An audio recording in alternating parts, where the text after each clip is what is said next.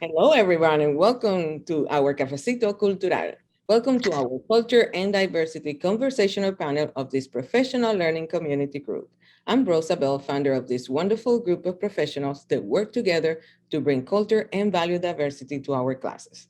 Today, in our Cafecito Cultural, we are pleased to have with us Mr. Bernard A. Lopez and Mrs. Carmen Molina Tamacas. Mr. Bernard Lopez is the first generation American whose parents were Salvadorian Colombia. He has spent more than 40 years as an educator. He was a teacher of Spanish and Italian at the middle school and high school levels in both parochial and New York City public schools. He was a school administrator as well as a district level and the counselor office. He is presently the president of the AATSP Metropolitan New York chapter, secretary of the Latino Caucus of the council and a school supervisor and administrator, and served on the board of New World Preparatory Charter School on State Island. Carmen Molina Tamacas. Carmen Molina Tamacas is a Salvadorian-born journalist and anthropologist. She studied at Universidad Tecnológica de El Salvador, UTEC, and has worked for several newspapers and online publications. After immigrating to the United States, she has worked as a freelancer for El Diario, bkliner.com, and weather.com. In 2020, published the book Salvi Yorkers, the chronicles of 100 years of studies of Salvadorian immigrants in New York. The English version of this book was released in January of 2022, this year. Welcome, Carmen and Bernard. How are you guys doing today? I'm so proud to have you guys here today. Thank you. Thank you very much. Thanks for the invitation. It's a pleasure. You're welcome. Now I'm going to start speaking Spanish because our questions, we want to flip in between Spanish and English. So follow us, okay? If you have any questions to Carmen or Bernard, please feel free to unmute your microphone and participate as your desire. You can also chat on the side with us and we will do everything possible to answer every question. Now, mi primera pregunta. ¿Por qué el título del libro es Salvi Yorkers? ¿Y qué significa? What is the title Salvi Yorkers and what does that mean? Bueno, yo encontré en las redes sociales, yo no lo creé, yo lo encontré más bien, que es, bueno, es básicamente los dos gentilicios combinados de Salvadorian, pero es más shortened, más acortado como Salvi, y Yorker de New Yorker. Sin embargo, el Salvi tiene una aplicación bastante específica para personas que se autodenominan así, que vinieron pequeños a Estados Unidos o nacieron acá. Pero esta es una corriente bastante reciente, significa que no todas las personas se reconocen así. Y por ejemplo, pero hay ejemplos en otras culturas o de otros países que sí se utiliza. Por ejemplo, Dominican York, o quizás el más común es New Yorican, ¿verdad? Que no toda la gente se considera así, ¿verdad? Pero de alguna forma son autodefiniciones de personas que transitan entre esos dos mundos, ¿verdad? O sea, el Salvi, que es, digamos, para algunos es el presente, el pasado, porque así por su herencia, y su presente, que es el Yorker, que es de Nueva York, o viceversa. Entonces, pero somos personas que transitamos en esas dos culturas, que vivimos con dos usos horarios, ¿verdad? Como la mayoría de los inmigrantes que siempre estamos, bueno, en el caso de nosotros es, en El Salvador son las 7 de la tarde y aquí son las 8 o 9 de la noche, porque todo corre, porque nuestras familias están allá y toda nuestra relación. Entonces, inicialmente yo tenía una idea un poco más aburrida para el título. Lo quería publicar cuando yo iba a cumplir 40 años, entonces había puesto algo así como 40 años de panorama de los salvadoreños en Nueva York. Nadie iba a buscar o encontrar, o mucho menos comprar un libro así, ¿no? Entonces, o salvadoreños por nacimiento, neoyorquinos por adopción, que es prácticamente el subtítulo del libro, es demasiado largo, Entonces optamos por Salvi Yorkers, que si bien no es del todo aceptado por la comunidad, pero da un poco como de realce y de curiosidad para saber qué es lo que hay detrás de ese nombre. Muy, muy bien, muy ingenioso el nombre, lo cual me lleva a mi pregunta mientras estoy escuchando. Entonces, ¿de qué se trata el libro y cuánto tiempo se tardó usted en hacer esta investigación? Bueno, yo vine a Estados Unidos este año serán 11 años y vine como corresponsal de prensa del Diario de Hoy, que es uno de los periódicos más importantes de El Salvador, y toda mi vida trabajé como periodista allá. Entonces, pero todos sabemos que emigrar a Estados Unidos aquí es muy duro. Nueva York es una ciudad muy dura, New York City es una ciudad muy dura, ¿verdad? Y nadie lo está esperando aquí con trabajo. Entonces yo tuve la necesidad de empezar de cero, como muchos, y reinventarme. Y bueno, ¿qué voy a hacer ahora? Y empecé a recopilar esas historias. Entonces, y luego a medida que las iba publicando, no solo en el Diario de Hoy de El Salvador, sino que en el diario La Prensa, que es el periódico hispano más antiguo de de la ciudad de Nueva York, tiene más de 100 años. Lo que sucedía es que de repente esas notas, esos links expiraban o desaparecían. Entonces yo me quedaba, bueno, estoy perdiendo estas historias, estos artículos de muchas temáticas, ¿no? O sea, de logros de personas en el arte, en la academia, en la política, en activismo político, activismo comunitario, o también deportes o de algunos de los aspectos más que están en el mainstream, ¿verdad? De los medios, como es actos violentos de la Mara Salvatrucha, ¿verdad? Que es como lo que es asociado directamente a El Salvador.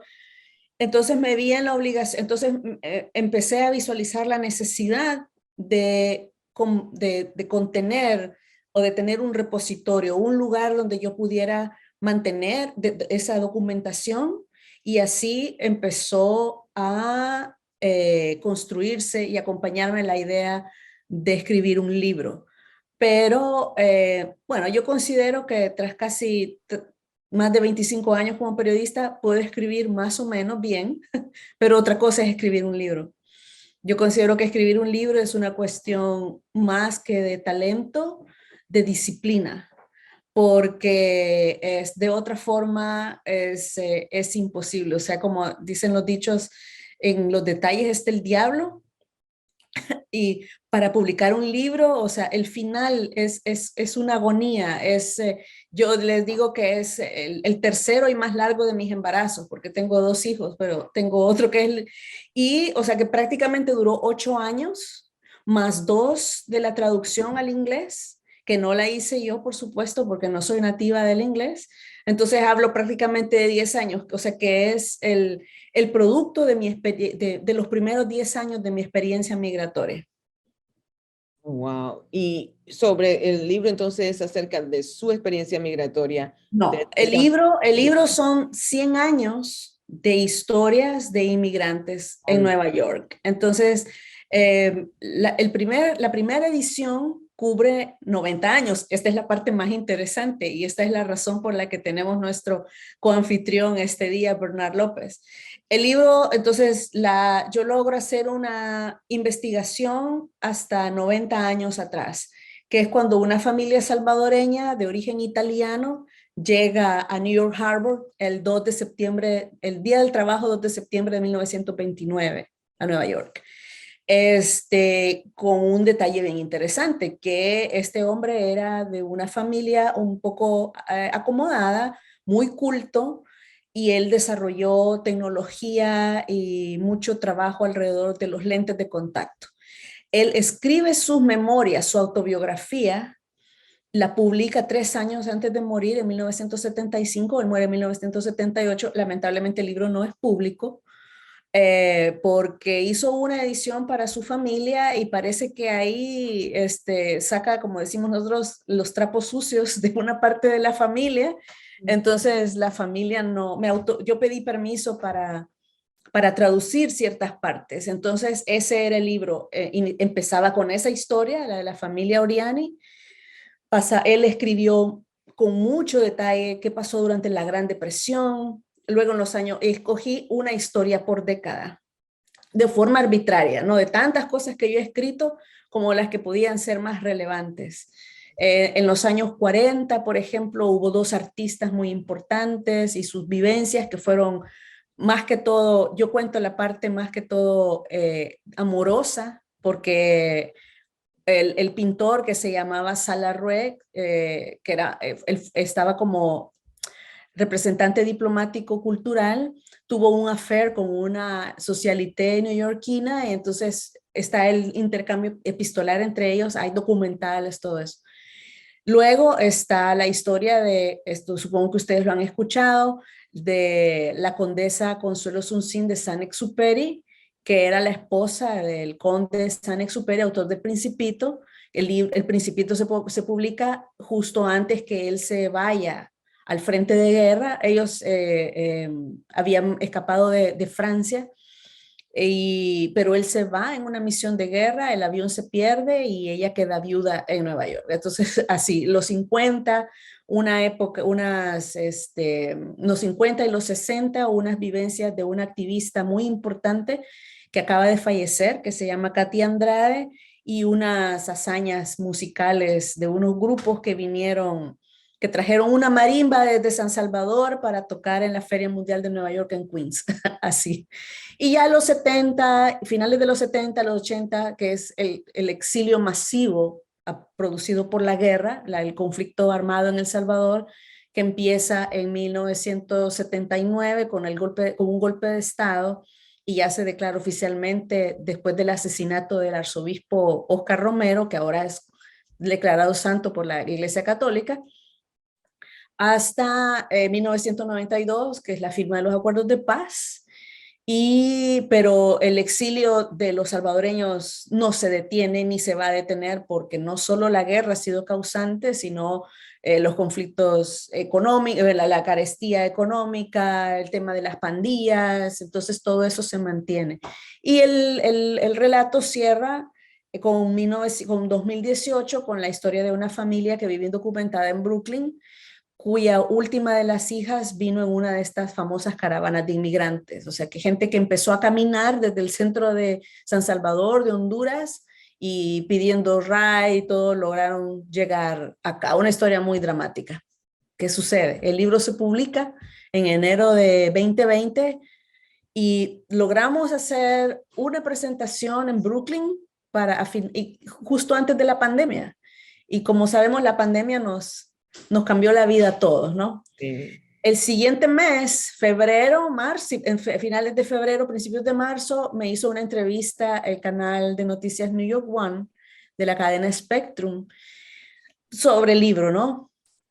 Y entonces la señora Silvia de López, que vive en Staten Island, vio la entrevista y le comenta a su esposo, que es Bernard López, a quien tenemos ahora este día, y es así como Bernard, a quien considero un gran amigo y con profundo agradecimiento, me da la oportunidad de contar la historia de su padre, que resulta ser que vino hace 100 años, un poquito ya más de 100 años, y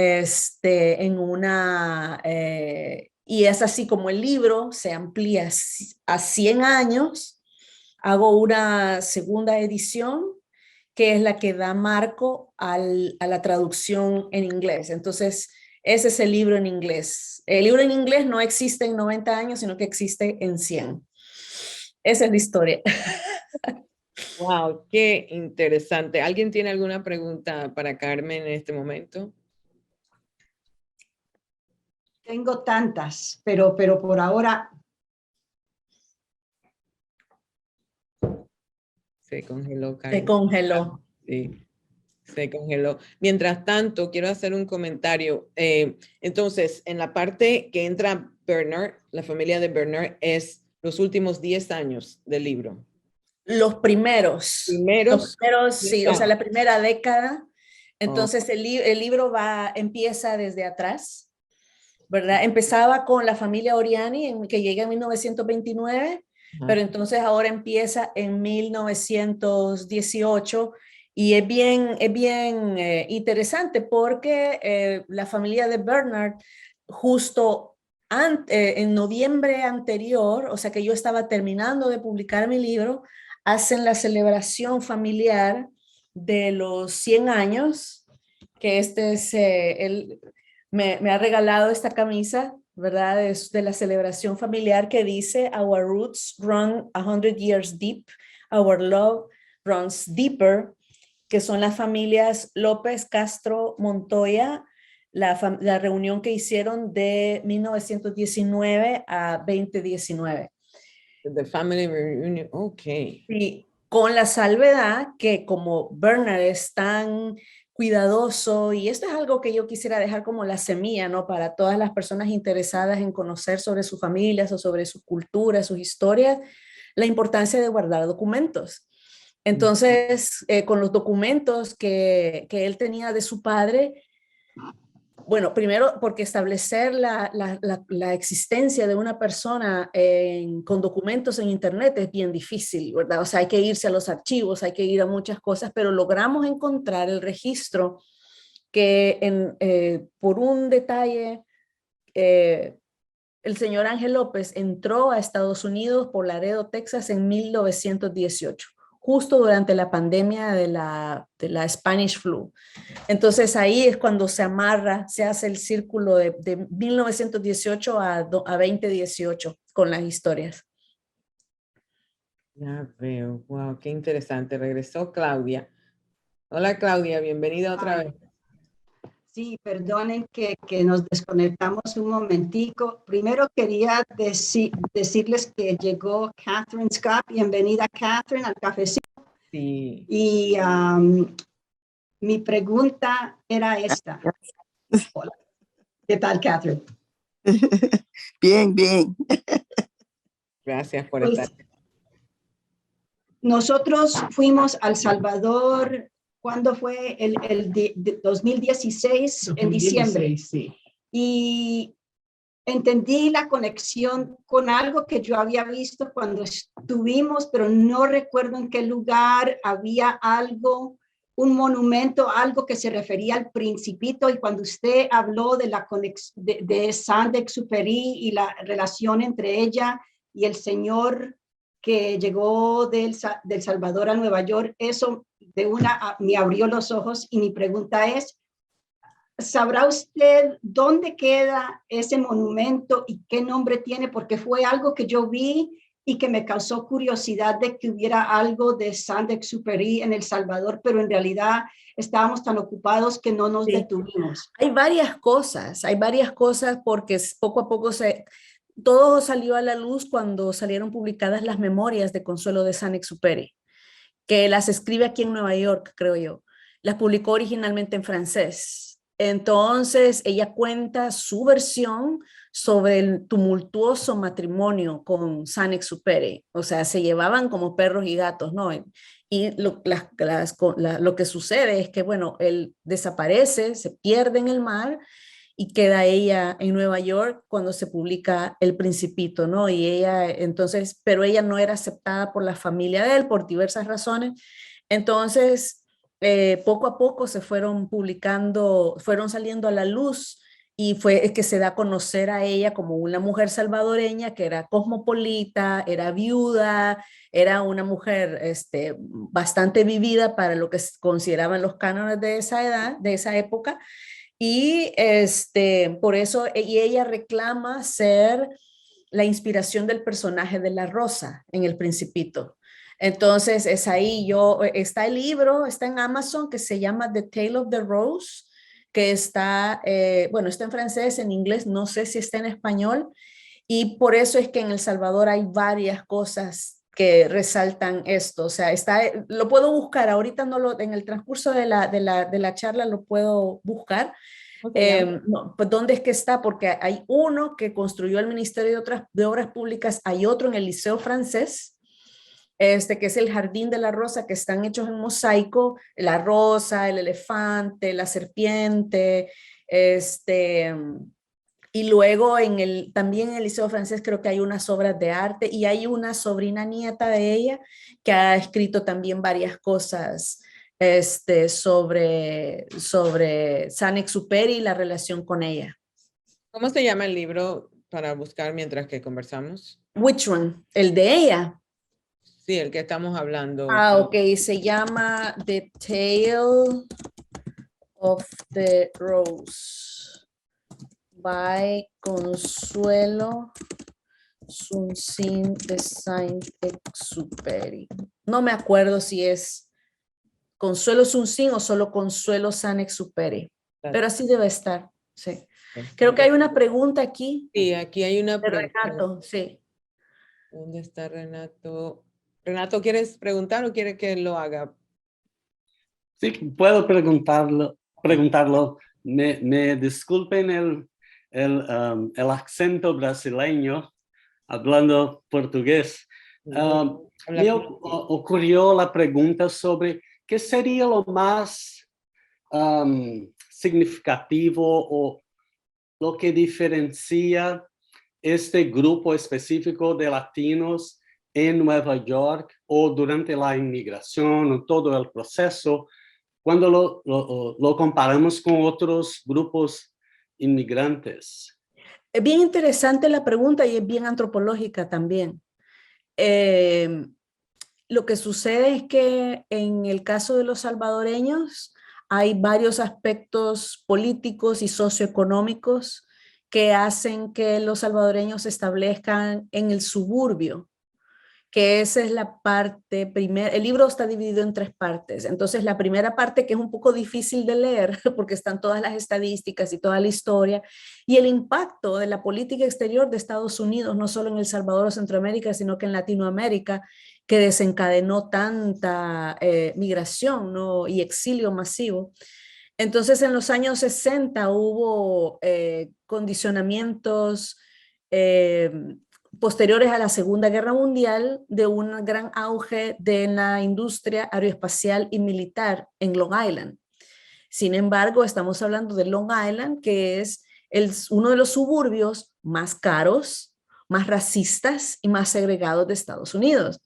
Pero entonces, ¿cómo es que inmigrantes, campesinos, gente analfabeta, bueno, el trabajo, no podían acceder a esos trabajos, digamos, porque no tenían documentos o la educación necesaria, pero había mucho trabajo en las mansiones como housekeeper o niñeras, landscaping, entonces empiezan a consolidar sus núcleos ahí a partir de los años 60. También hay una, que eso lo mencioné yo en una conversación que lo tuve hace 2 días, porque una socióloga que ha hecho su PhD también con maternidad transnacional encontró hubo un programa de certificación laboral para trabajadoras del hogar de 1965 que estableció a las trabajadoras del hogar como parte de un sistema de preferencia. Como resultado de eso, en particular, las mujeres que en ese momento están dependiendo de sus empleadores para ser pedidas. Al respecto, es precisamente la portada del libro. Es una señora que emigró a los 86 años de edad, que sus hijas vinieron en esa época y trabajaron 20 años como empleadas domésticas internas, es decir, esclavas de familias acomodadas, ¿no? Y ella vino justo en 2001 y la importancia de esta portada o de esta fotografía es que fue tomada 2 días antes de los atentados terroristas del 11 de septiembre, porque ella vino en ese tiempito, uno de los nietos la llevó al World Trade Center, tenemos el ticket, tenemos todo para comprobar que ellos fueron el 9 de septiembre, o sea que esta foto quedó, o sea, es la constancia de algo que ya no se puede repetir en el espacio ni en el tiempo, porque ella murió a los 104 años de edad, cuando yo estaba terminando de publicar el libro, y bueno, las Torres Gemelas ya no existen, ¿verdad? Entonces, y ella, como lo mencionaba, bueno, fueron sus hijas, que son las primeras fotos del libro. ¿Dónde está aquí? que fueron las hijas y el simbolismo, ¿no? Esta es la señora que se llama Jerónima Campos, está aquí de frente, y esta es una de las hijas en los años 60 con las torres atrás, ¿verdad? Y bueno, una experiencia única, ¿verdad? Espero que haya respondido más o menos. Sí, y les compartí el link también para ver dónde está el libro. El link que tengo es de Amazon, ¿está bien? Sí, sí, sí. También está en inglés, pero se tiene que buscar en inglés. Yo se lo voy a pasar también. Y eso es lo que le iba a preguntar a señora Molina. El libro original fue publicado en español, pero ahora está traducido al inglés. ¿Por qué? Porque me lo pidieron. Mm, Porque es necesario, especialmente informar a las nuevas generaciones, generaciones, ¿verdad? claro. Que posiblemente conocen un poco de su historia y de sus raíces, pero no el gran contexto. Tal vez existen libros, bueno, hay un libro, menos mal que los tengo aquí a la mano, por la conferencia que tuve el viernes. Solo hay una etnografía de salvadoreños en Long Island que es de una antropóloga americana que se llama Sarah Mahler, que es antropología pura, o sea, son libros difíciles de leer. American Dreaming, Immigrant Life in the Margins, y esta que es también de su tesis de doctorado que se llama Salvadorans in Suburbia, Symbiosis and Conflict. Entonces, están en inglés y son libros antropológicos, entonces son bien difíciles y es y es algo que yo promuevo, ¿no? O sea, contar nosotros mismos nuestra propia historia. O sea, está bien que si hay personas blancas o personas americanas, mujeres, hombres que quieran contar, que hacer sus estudios, está bien, pero es más importante que nosotros lo hagamos de nuestras propias culturas, que sea nuestra propia voz. Y la única diferencia del libro en inglés es que tiene un epílogo que fue escrito por un poeta salvadoreño que vive en Washington, que cuenta, hace un análisis sobre la importancia del libro, un poco en forma contextual, pero también él cuenta su experiencia como Salvi Yorker, porque trabajó 2 años en la comisión diplomática de la izquierda, de la exguerrilla, que es el FMLN, FDR, RN, que tuvieron un trabajo muy intenso de lobby en las Naciones Unidas para que hubiera declaraciones condenando al gobierno, al Estado de El Salvador por todos los atentados contra los derechos humanos. Entonces él trabajó 2 años.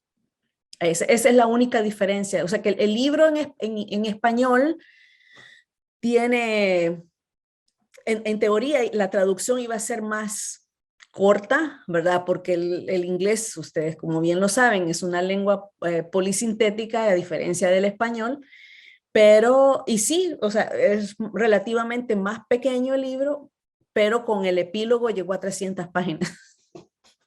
Wow. Y, señora Molina, aquí yo tengo una pregunta de la doctora Fernández que también estaba pensando, esperando a poder hacer esta pregunta. Doctora Fernández, ¿quiere usted que yo la lea o prefiere usted preguntar? Si usted quiere puede leerla. Lo que quería saber es que quisiera saber la historia de la familia de Bernie, que es, diría, la familia matriz de este grupo.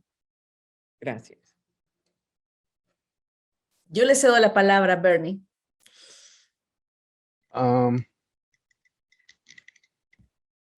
Como dijo Carmen, supe del libro cuando hicieron la entrevista de ella en el Canal 1 y me dijo Silvia de la entrevista, la busqué en la red y me puse a pensar de este doctor Oriani, 1929, pero yo sabía que mi papá había venido más antes. Y eso fue cuando me comuniqué con Carmen por medio de Facebook y le conté de mi papá, que había llegado, para mí era en 1919, pero Carmen, que es brillante en hacer investigaciones, encontró el documento que él entró en noviembre de 1918. Y yo le dije a Carmen lo que había sucedido. Él entró a la edad de 24 años, después de haber peleado en la Revolución Mexicana. Él estuvo en el ejército de el general Zapata y del general Pancho Villa. Él había salido de El Salvador a la edad de 21 años. Y ya cuando se estaba terminando la Revolución Mexicana, él arregló sus papeles para poder entrar a los Estados Unidos. Yo siempre he pensado que la vida de mi papá era algo único, que había pasado por tanto aquí en los Estados Unidos, que yo pensé que valía la pena de compartir con Carmen la vida de mi papá. Él no era profesional, no era doctor, no era abogado, no era arquitecto, pero a pensar de que él era huérfano a la edad de 4 años y trabajó en los cafetales allá de El Salvador, y él era el mayor de 4 hijos y a él le tocaba ayudar a su mamá a, a, a mantener a la familia. Y es algo que no es raro, porque he estudiado sobre los mayas.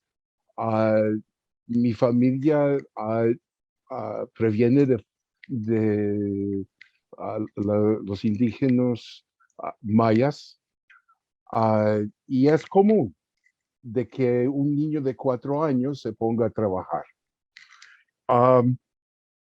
Y él era portero, era mesero allá en El Salvador, y me imagino que oyó todo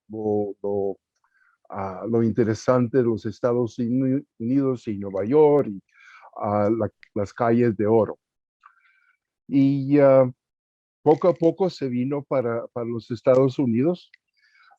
Como dije, en 1918 era vaquero en Texas. Salió de Texas para California a trabajar recogiendo vegetales y frutas. Se fue para Michigan y trabajó en la primera fábrica de asamblea de Ford. De allí se fue para Kentucky, y en Kentucky trabajaba en las fincas de los caballos de raza. De ahí se viene para Nueva York. Ya había llegado a Nueva York en 1921. O sea que ese viaje desde Texas para Nueva York lo hizo tan rápido que era increíble. No sé cómo fue que no se quedó en un lugar por mucho tiempo. O sea, lo que yo creo que hizo fue de ganarse dinero para poder viajar y seguir viajando y seguir viajando. Él trabajó aquí en Nueva York, y yo tengo la documentación donde él trabajaba en teatros, en hoteles, era mesero, era portero, y entonces finalmente trabaja en un taller de, ayúdame Carmen, machine shop, creo que era, no sé si era como de metalurgia pero lo importante es que estaba ubicado frente a la marina, ¿no? Well, él está, el taller estaba enfrente de una secundaria famosa aquí en Nueva York que se llama Aviation High School. Ok. El taller era de hacer piezas de metal, de hierro, de acero. Y en 1941, cuando sucedió la guerra, empezó la guerra mundial, no que fue que empezó, pero que los Estados Unidos se metió en la Segunda Guerra Mundial, él quiso luchar en la guerra. Él fue al ejército, fue a la marina, y no lo quisieron porque ya era muy mayor de edad. Tenía 47 años ya. Pero como decimos en inglés, there's more ways to skin a cat.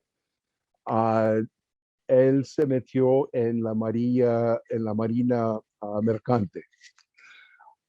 Y allí fue que lo aceptaron y la marina mercante llevaba los soldados, la carga, la comida, armamentos para la guerra en Europa, en África, en el Pacífico. Una vez que él se salió para la guerra, la familia no sabía de él hasta que se terminó la guerra, porque todo se tenía que mantener en secreto. No querían que supiera, que la información saliera y el enemigo supiera lo que estaba pasando, lo que eran los planes de los americanos. Y es importante acordarse que los alemanes hundieron miles de barcos de carga. Fueron miles que se murieron en esos barcos. Pero tuvo la buena suerte, la bendición de Dios de sobrevivir la guerra.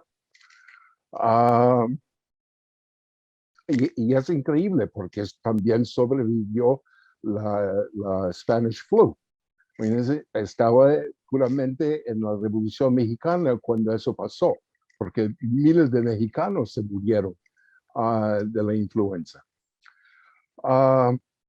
Bueno, él se quedó, después de la guerra, se quedó en la Marina Mercante trabajando.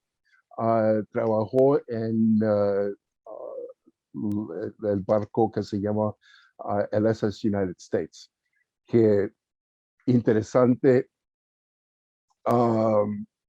el barco fue terminado en 1951, el año que nací, y fue retirado en 1969, el año que me gradué de la secundaria.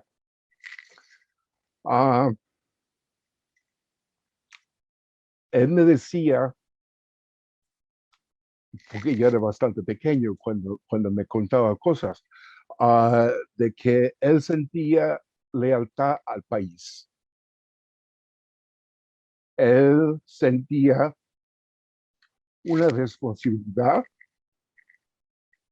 era como de gracias al país por haberlo adoptado, de haberle dado tantas oportunidades. Si ven fotos de mi papá, él siempre andaba bien vestido, con su traje, su corbata, con colonias, y era increíble. Yo siempre pensé que tuvo una vida bastante increíble. Y Carmen pensó igual y lo puso su vida en un capítulo del libro. Yo quiero añadir que, como Bernie lo dice al principio, y es un poco como el espíritu del libro, ¿no? O sea, contar historias de personas, entre comillas, ordinarias, como cualquiera de nosotros, ¿no? Pero que si uno pone atención y empieza a hilar toda esa serie de eventos en una vida eh, del tiempo que los tocó vivir, son historias extraordinarias, ¿verdad? Entonces, o sea, el hecho de que, digamos, no haya sido un profesional o que sea, eso no importa, pero nos ilustra lo que sucedió, o sea, que como, o sea, nadie más ha podido documentar la existencia de un salvadoreño en una época tan remota o tan atrás, o sea, están los registros de California, por ejemplo, porque fueron muchas familias adineradas cafetaleras que se mudan a San Francisco y entonces sus empleados se traen a los empleados o sus empleadas y entonces son los hijos de ellos que empezaron a ir a las escuelas y es así como se crea ese conglomerado, como surge ese conglomerado. Entonces, porque los salvadoreños somos considerados un grupo de inmigrantes recientes, pero por la guerra. Ok, pero si nos vamos un poquito atrás, encontramos la importancia de los años 60. Esta señora Katy Andrade, la activista, ella vino en 1951 y trabajó como activista, como sindicalista durante 40 y casi 50 años, ¿verdad? Pero documentar a una persona que vino hace más de 100, ¿verdad? Entonces eso se le da, hicimos una entrevista de un podcast que se llama Salvis Unidos NYC y me gustó mucho cómo hicieron la introducción el productor porque dice, las personas caminan en las calles con las mascarillas, los hospitales están llenos, no sé qué, y estaba describiendo Nueva York de hace 100 años, ¿verdad? Durante la pandemia del Spanish Flu, porque así debió haber sido, así la podemos imaginar. Entonces yo por eso, también, perdón, yo tenía la idea de hacer una serie de libros, o sea, hacerlo aparte, pero pensando y hablando con mi editor, que es el escritor cubano-dominicano José Fernández Pequeño en Miami, de qué sería lo más conveniente hacer. Entonces fue así como trabajamos la historia para hacer el inserto, escoger las fotos más significativas. Bueno, uno quisiera poner todas las fotos, ¿no? Pero se voy a mostrar brevemente algunas de las fotos del papá de Bernie. El retrato que está en blanco y negro, donde él explica pues de que siempre andaba bien vestido con sus trajes y todo. Está la foto de su papá y su mamá. La mamá de Bernie murió muy joven, él quedó al cuidado de su tía siendo un bebé prácticamente. Y lo que les mencionaba, la importancia de los documentos, ¿verdad? Esta es una partida de nacimiento original. Este es el manifiesto de entrada de Texas de 1918. Y estos son las cartas de recomendación. Así es como logramos reconstruir un poco la historia de cómo él se movía, ¿no? Porque estas son cartas de los hoteles, de los teatros y de la fábrica esta, que es la constancia que entrega él para enlistarse en la Marina Mercante. Aquí está también el certificado. Entonces, los documentos más personales los tenía Bernie guardados, documentados, y el resto es trabajo de investigación de archivo. Me ayudó tanto para la historia de Oriani como para la historia de Ángel López, una colega que es periodista y abogada ecuatoriana que se llama María Barrera, que tiene mucha más pericia en ubicando este tipo de documentos, porque de otra forma como también es historia reciente, ¿verdad? Son más difíciles de encontrar documentos.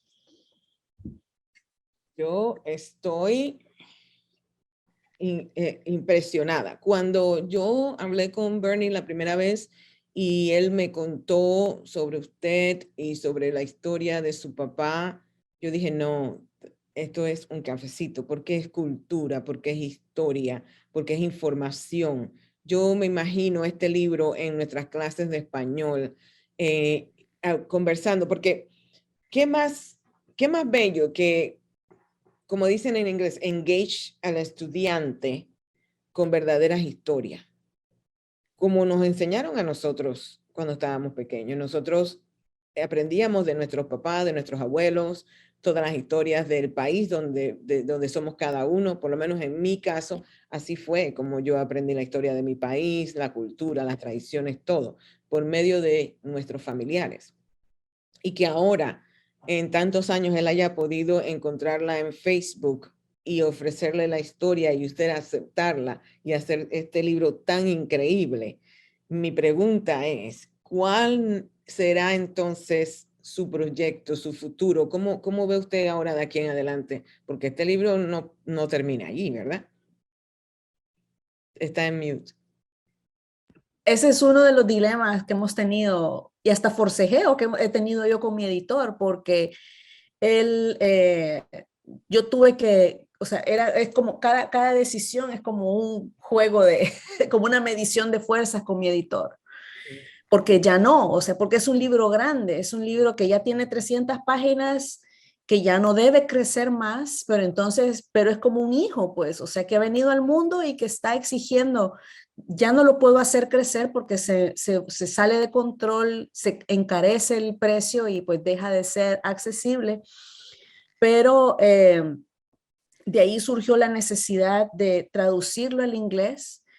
De hecho, escribir la historia del padre de Bernie, yo lo escribí durante uno de los momentos más duros de mi vida reciente, porque con la pandemia nos mudamos de Nueva York hasta New Jersey y muy poco tiempo después me separé y estoy en proceso de divorcio.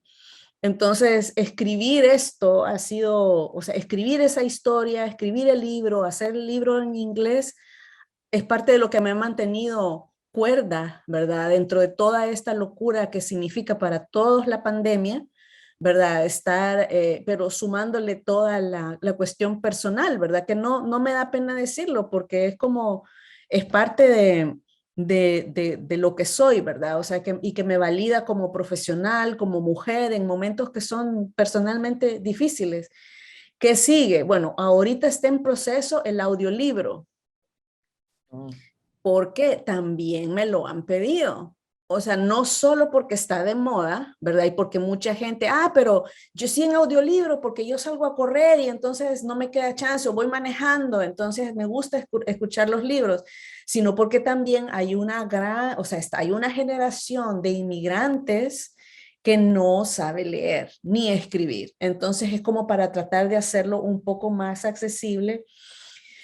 Y el próximo proyecto, bueno, ahora que yo vivo en el estado de New Jersey, inicialmente la idea era de hacer una investigación no tan profunda, pero similar en New Jersey, porque la experiencia es distinta, o sea, porque es un estado distinto, ¿no? O sea, no, o sea, la gente vive aquí, muchos trabajan en New York o se quedan acá porque la ciudad de Nueva York es demasiado intensa para mucha gente, y tiene la misma connotación de por qué los salvadoreños se quedaron en el suburbio y no en New York City en grandes conglomerados, no como los dominicanos, por ejemplo, o los colombianos que están y que incluso se están moviendo de zonas, ¿no? Este libro, que fue el primero que yo compré cuando vine a Estados Unidos y que fue mi Biblia principal, que se llama Hispanic New York. Aquí en el mapa están como las originales, porque ahora como con la subida de los precios, el real estate que es tan caro, esto cambia y es tan dinámico, pero por ejemplo, bueno, esto es Manhattan, esta es la isla de Manhattan, aquí están, bueno, este es Washington Heights y el Bronx, toda esta área que empieza acá. Luego acá todos los enclaves boricuas, como, que ahora se le considera como East Harlem o el Spanish Harlem, ¿no? También de República Dominicana, los brasileños en esta área, que sería, Bernie, el East Village, ¿verdad? O más arriba. ¿Verdad? Está por la 42 en el occidente. Sí, sí. Luego está también los boricuas acá, los mexicanos, podría ser Wall Street, no sé por qué. Luego aquí ponen esta puntita, pone chilenos, españoles. Bueno, así hay un montón todavía de restaurantes, cosas que se transforman, ¿no? Por ejemplo, y ya esta parte que es New Jersey, ¿verdad? Peruanos, los peruanos están acá en Patterson y Patterson y Passaic, aquí en New Jersey, cubanos en esta parte de acá. Aquí está, aquí dice El Salvador, Nicaragua, Bolivia, Portugal, México. Y esto es quizá de los principales, Brooklyn, el norte de Brooklyn, que ahora que son lugares súper hipsters, ¿no? Y que hay una gran gentrificación. También acá República Dominicana, México, Colombia, Venezuela, o sea, y todo esto es ya donde empieza El condado de Brooklyn, Queens. sí, Kings County y Queens para acá, ¿verdad? Entonces, este libro yo lo recomiendo mucho, es una recopilación del periodista Claudio Iván Remeseira, un periodista argentino, que son unos ensayos que hablan de la conformación de la población latina en Nueva York, que es interesantísimo. Tiene la historia de la salsa, fascinante, y todo el tema de la migración española a raíz de, bueno, todo el movimiento José Martí, o sea, todo ese movimiento intelectual, ¿verdad? Que son interesantes esas historias. Yo acabo de compartir el enlace del libro. También cómo pueden contactar a Carmen con el Instagram y el email si tienen alguna otra pregunta o la quieren invitar a una conferencia. Ella está disponible, ahí está la información. También la A voy a... la orden. Para ir a Hawái también. Vamos. Acá siempre lo he dicho que son todos bienvenidos. Tenemos que hacer un cafecito cultural. Puedo hacer bueno, no sé cuánto tiempo tenemos, pero yo quería hacer una pregunta a Bernie, tal vez saliéndonos un poquito del guión que teníamos para ahora. Está bien. ¿Cómo su familia, ahora que, bueno, porque usted y su esposa han sido claves en este proceso de compartir la historia y, bueno, esas entrevistas y llamadas y correos extensos durante prácticamente un año, más o menos, creo que duró ese intercambio con Bernie de documentos y de preguntas, y ahora que el libro está, bueno, el libro que salió en español, tuve la oportunidad de conocer a una de sus sobrinas, ¿verdad? Sí, En Viviana. Washington, hace 2 semanas que hice una presentación. Entonces, fascinada desde el punto de vista, bueno, hay tantos detalles que nosotros ignoramos como familia. Por eso le quería preguntar, ahora que el libro ha salido en inglés o incluso desde que salió en español, ¿qué impacto tiene en su familia, Bernie? Todos están interesados a leer el libro. Y es especialmente por la parte de mi papá, de tener eso escrito para las futuras generaciones.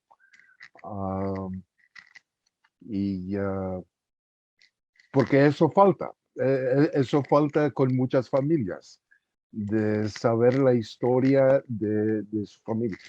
Y yo hasta, no sé, en el lado de mi papá, solo sé de sus padres, o sea, mis abuelos, que eran de Chalatenango, que es Saltepeque. Entonces ellos están bastante contentos. Sí. Bernie, la doctora Fernández dice, qué interesante que el padre de Bernie llegó a amar este país como un segundo padre y Bernie, que nació aquí, ama El Salvador como una segunda patria por ser parte de sus orígenes. Maravilloso. Se lo dice la doctora Fernández. Antes que terminemos, quiero decir algo sobre el libro. Yo hallo que este libro debe estar en las bibliotecas de las escuelas secundarias y las universidades. Sea en inglés o en español, porque los jóvenes deben leer cómo un grupo de latinos, específicamente salvadoreños, pero se puede dar de ejemplo de cualquier país que han venido a este país y han tenido éxito.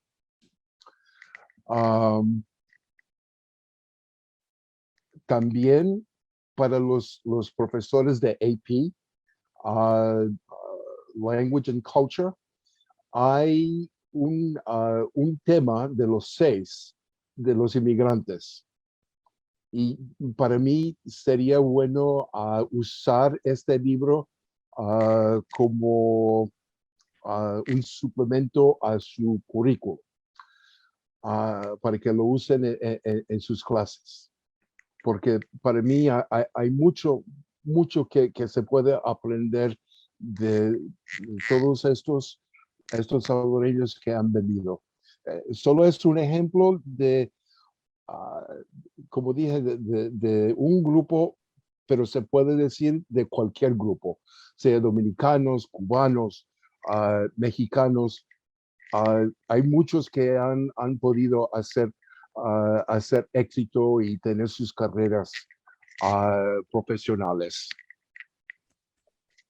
Como no, sería algo maravilloso, algo fantástico y me atrevería a decir necesario de que estos libros se publiquen, que no solo que se publiquen, pero que estén en las bibliotecas de cada salón y de cada escuela. Muchos de nosotros tenemos nuestra propia biblioteca en nuestros salones y cómo no incluir un libro con tanta historia tan interesante y que todavía podemos tener contacto con los que están dentro del libro, como Bernie y muchas otras personas que Carmen anunció también ahí.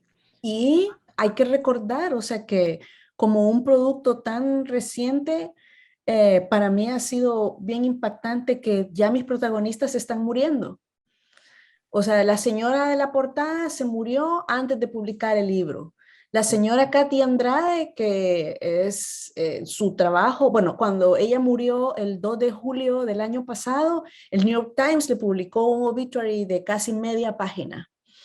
Se murió otra señora también, que es la última fotografía, y eso es lo que pasa, que la gente se muere y las historias se mueren también con ellos. Y a diferencia, eso es bien interesante, Rosa, lo que usted mencionó, que uno de sus propias familias aprende la historia, no solo de la propia familia, sino que de nuestros países. En el caso de los inmigrantes salvadoreños, el vínculo está roto por las historias de trauma y de desarraigo y de situaciones tan violentas y tan duras como en otros países, o sea, que han vivido guerra, Guatemala, el conflicto del narcotráfico en México, en Colombia, Nicaragua, o sea, las historias de los exilios políticos de Sudamérica, Argentina, Chile. Entonces, por eso es que la gente se quedó callada, en primer lugar, porque la misión al venir aquí es sobrevivir, ¿verdad? O sea, hinchar el cuero y trabajar para los que están aquí y los que quedaron atrás. Entonces, todas esas historias de trauma han impedido mucho conocer, pues, o sea, que porque por eso es que las generaciones de ahora están en las redes sociales buscando ese vínculo. Como dice la camisa de la familia de Bernie, esas raíces en muchas familias no están tan profundas, ¿verdad? Porque esos vínculos se rompieron, entonces tienen idea de lo que es El Salvador o por qué hay tanta gente acá, porque hay gente de una zona particular del Salvador viviendo acá. En la costa este, de hecho, son las zonas que fueron más duramente golpeadas por la guerra, ¿verdad? Que es la zona nororiente del país, o sea, donde había ataques aéreos con artillería pesada. O sea, imagínense que en El Salvador fue, la guerra civil en El Salvador fue el último escenario de la Guerra Fría. ¿Por qué? Porque teníamos a una guerrilla marxista-leninista apoyada por Nicaragua, Cuba y la ex Unión Soviética, librando la batalla contra un gobierno de extrema derecha, de corte fascista y autoritario, ¿cómo se llama? Apoyado por Estados Unidos en las mejores épocas de la guerra, o en las peores, diría yo, que fueron como a mediados de los 80, entraba $1 millón diario en ayuda militar a El Salvador. ¿Cómo no va a estar la sociedad tan descompuesta? ¿Cómo es que no va a haber crimen organizado, maras, tráfico de armas, drogadicción? O sea, porque fue un pequeño Vietnam. No, entonces, entonces veamos cuáles son los problemas que están en la frontera sur. Bueno, es parte de lo que sucedió, es parte de la responsabilidad de Estados Unidos, que es lo que ahora, bueno, mucha gente prefiere no hablar, pero son temas duros que es necesario abordar para conocer y entender cuál es nuestra realidad ahora. Sí, y como estaba aquí conversando con Renato en el chat, yo pienso lo mismo, Renato, esto es una historia que no puede nada más quedar en un libro, pudiera ser un documental, podemos extenderlo más, como tú mencionas, la gente pues ya llega a su tiempo de que ya se tiene que partir de este mundo y entonces esas historias quedan ahí y lo que tenemos que hacer para que no muera ahí con la historia es ampliarlo ya a algo más grande, a un documental, a una participación de los mismos estudiantes reviviendo la historia. Hay tanta creatividad que tenemos nosotros los educadores para no dejar que esto solo quede allí. Así que pues yo invito a todo el que quiera formar parte de un grupo así, que con la ayuda de Carmen y Bernard, de crear un documental, ¿por qué no? Que abramos más las puertas todavía para salvadoreños y para todos los inmigrantes. Por eso es que en parte ha nacido este grupo de cultura y diversidad, en donde podemos traer toda esta información que nosotros estamos absorbiendo para luego comunicarla, para luego presentarla a nuestros estudiantes y así poder que ellos se enamoren del lenguaje, vivan la historia y aprendan mucho más, porque no es solamente el lenguaje, él va acomodado a lado con la cultura, sino entonces que estamos enseñando, ¿verdad? Y tanta historia que hay, mucha historia que cada uno de ustedes han traído y gracias a ustedes el cafecito continúa. Una muy bonita forma de terminar el día de hoy. Yo me siento con una paz increíble, una satisfacción de este nuevo conocimiento y le deseo mucho éxitos, Carmen, en todo lo que usted escriba y emprenda en cuanto a los salvadoreños y a la cultura en general. Muchas gracias a todos, pero primero nos tomamos una foto antes de irnos. Muchas gracias. Déjenme poner aquí. Dice Claudia, gracias, Bernie y Carmen. Muy bien. ¿Todos listos? 1, Placer. 2, 3.